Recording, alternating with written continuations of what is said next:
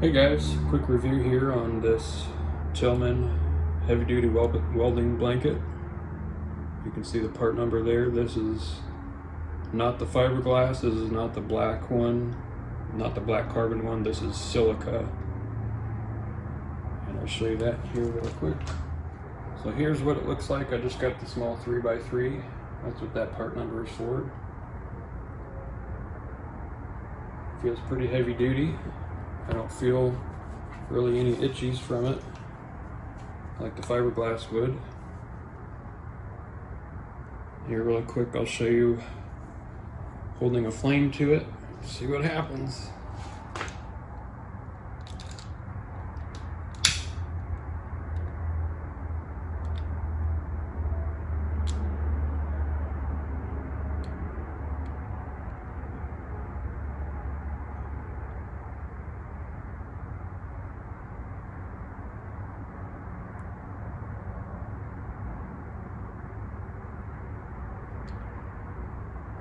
Well, it's got my approval. I don't see any burning, no damage. I'll try the edge.